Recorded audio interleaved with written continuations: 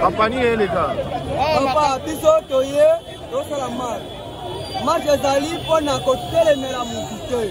Marche ezali mpona totelemela mambo mabele. Mboka na biso oyo eza bakoko na biso baponaki biso mabele. Biso tata bato ndimaki ke tozala bakongolais. Ezali nzambe aponaki biso tozala bakongolais. Maintenant tomona oyo baponaki mabele oyo bazala basoba te. Comment possible biso tolinga tozwa mabele oyo totyanga bapoche na biso. Tokomisa yango ya biso. Non, tokokoteka mabele te. Mobutu atikala biso oza ekole bomoko Kabila le pere ayeli biso unité siko biso oyo tokenani mabele ezotekama lelo bunagana ezala te donc bamboka ebele na ese wana eza na bongo na biso te egéré par barwandais yango tozoloba ke Kagame alongo na Congo tobima na EAC oyo bayeli biso état de chaise batieli biso papa mboka na biso eke en plein état de chaise mabele ekei soki tozobunda mabele tozoya mpona bakombo ya bato te parce que ota bakombo ya bato wana esala biso pasi yango oyo toyotelema mabele na biso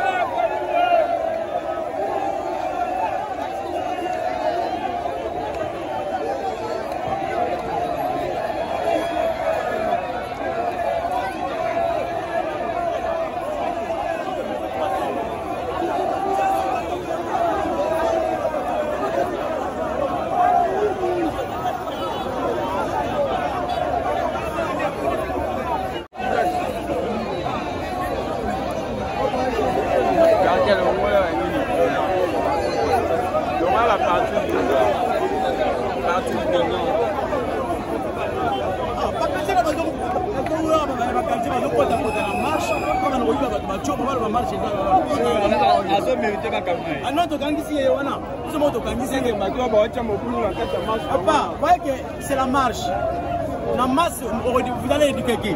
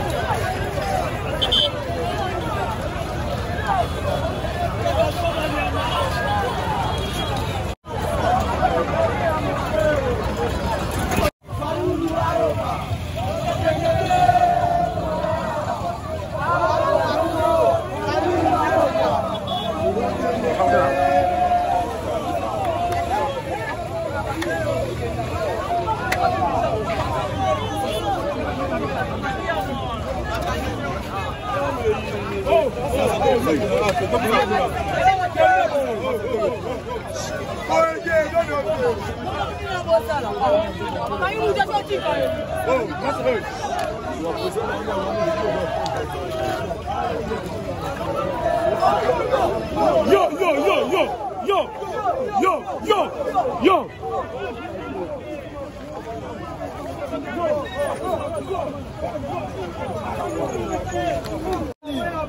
Toye awa lelo toza na super lemba.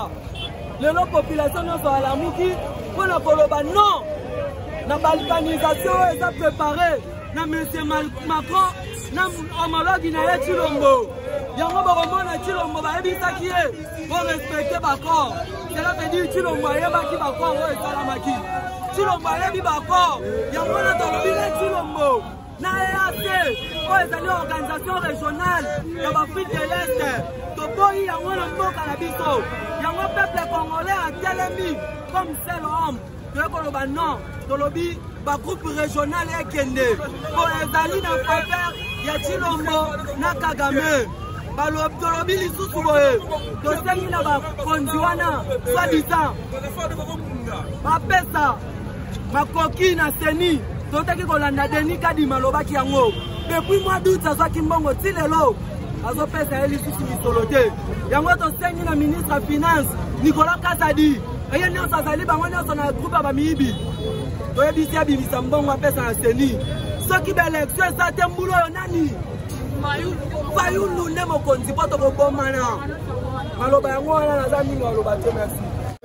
Mpona mboka oyo toboyi Kongo ekabwana Kongo tokolanda yango mpena ntina suka loba biso tokufa barwandais baya kofanda na mboka oyo donc toya mingi aloba te toya na balabala toza déterminé mpona guerre ya este mpona population oyo ezokufa kuna tozali na mposa bazala libre Congolais, il faut pas être libre.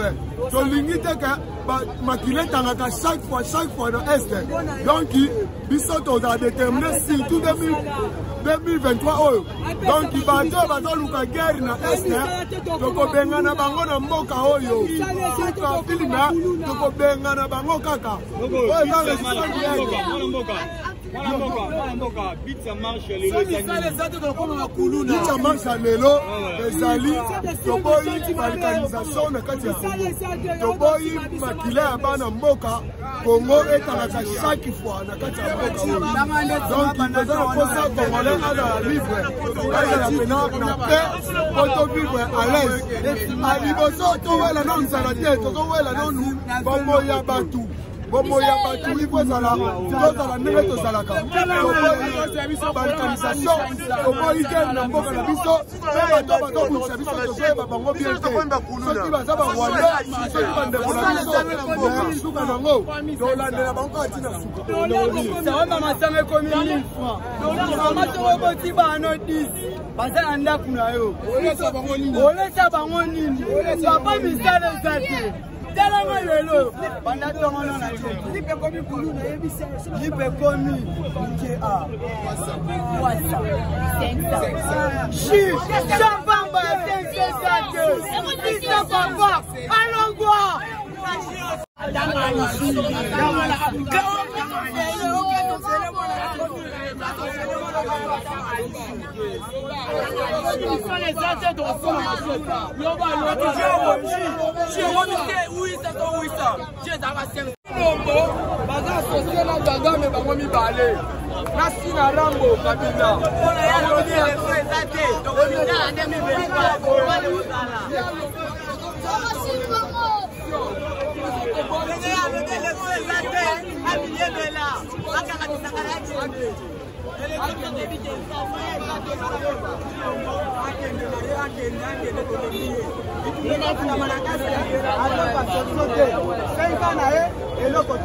atini patikanya manga 16 masango bando zela to monitor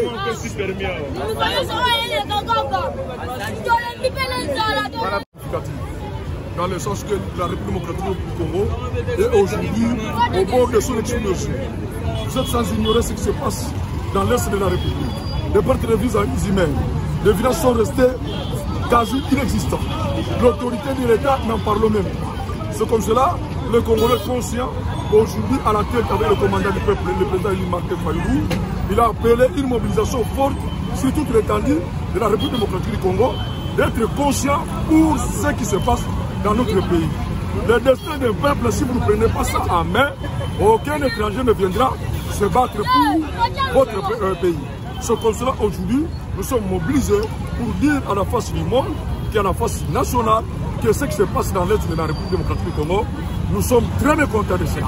Et deuxièmement, nous exigeons le retrait immédiat et sa condition de la force de l'EAC, qui est une force d'appui au Rwanda et au M23 pour concrétiser leur mission, cette mission qui consiste à balkaniser la République démocratique du Congo.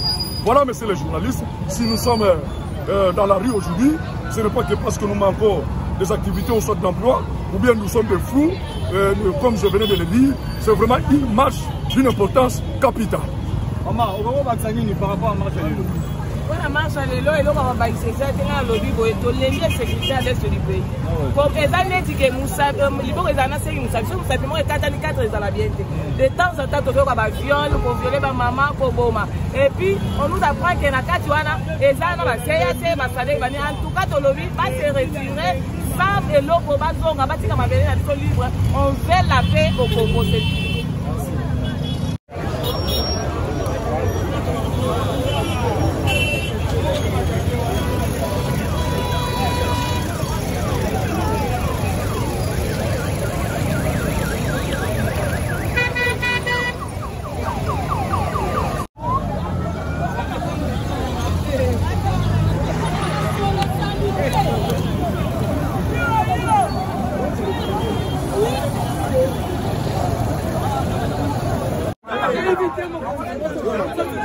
La presse.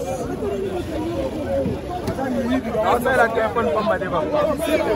Maman, moi aussi. Bougez.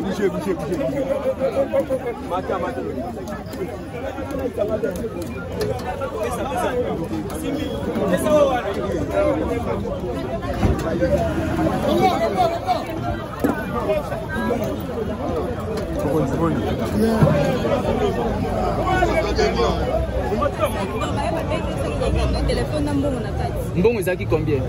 Azaki le roi, face à Moussala, azaki le roi na 80 000 mbongo azaki ya Moussala a boulé la kinde na Moussala. Ce qu'on a un message nous ezani na vocation police nationale congolaise ça. D'abord félicitations à Moussala mais à ça Moussala ndi malam. À ça Moussala ndi malam. Ça déjà Moussala malam, message nous ezani nde bakangi bango. À continuer ça, bon on va subir peine na bango pour passer. Merci beaucoup. $500 devant l'école Mukenge. Devant changer. Est-ce que Moutoua va monier? Bango na bakena bango na la. Ok, message nous ezani na police nationale Moussala ça. Faut que ba ça marche na bango. Marche les autorités ça mabete. Les attaques que ba ya pour agresser biso. Na za ennemi te. Na za ko sa mbongo na $1,500 na des téléphones na ngoyi bakena. En tout cas na la na bango ti place parti. Merci beaucoup. Téléphone entre peko Congo non solo na mutu bango ba na marche na bango ba ya bango ko abendi nga téléphone to andi ko na d'accord capitaine anto zakile o téléphone ba ziba ya na ndabo ba bendi na ye ba kimi garçon na ba locks